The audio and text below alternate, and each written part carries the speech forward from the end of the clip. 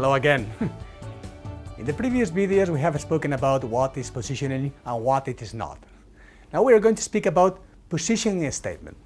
Once the company has defined the positioning for its products and its brands, it needs to work out on how to communicate effectively that positioning to the market, customers, investors, etc. The positioning statement is a brief and concise description about who is your target group and what is your competitive advantage over the competitors you have considered. I mean, you speak about your frame of reference, your target group, and what are your points of difference. The positioning statement is going to be the guidance for the marketing plan, for it will keep us focused and will help us to define accurately all the marketing actions. These are some requisites that the positioning statement needs to comply with.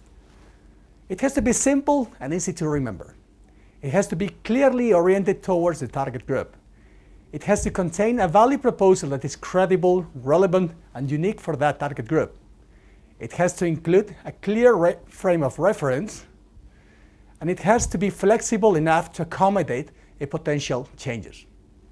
When we write down the positioning statement, we need to include three things. First one, the market segment I want to reach out. Who do I want to persuade? Second one, the value proposition expressed in a concise way. Who do I want to make the difference? What is unique about me? And the third one would be the frame of reference. Who do I want to compete with?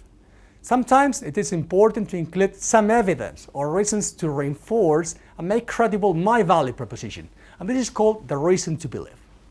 So how do you write the value proposition?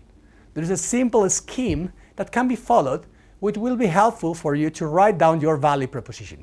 And it will be as follows. For, you include the target group, the brand X is the, and then you insert the value proposition among. Now you will include the frame of reference. Because of, you will finalize adding the reason to believe.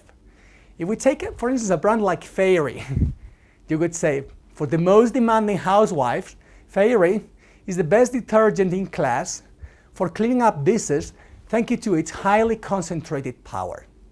It is important not to confuse the positioning statement with a tagline that some brands include in their communications, which is usually a variation, a simplification of the value proposition that permits, in a short sentence, transmit part of it.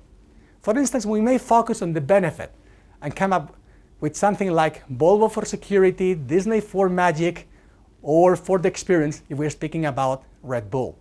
Alternatively, we may also want to refer to competition, as Avis does when it says we are number 2, but we strive to work harder. Or it could be connected to the competitive context. For instance, think about Xerox, the document company. Or it could be connected to the customer, like the Pepsi generation, or it could be linked to the image. Take, for instance, Philips Innovation on You. I trust this will help us to work with positioning, and in the next video, we will deepen in some practical tools that will help you to define and implement it. See you soon.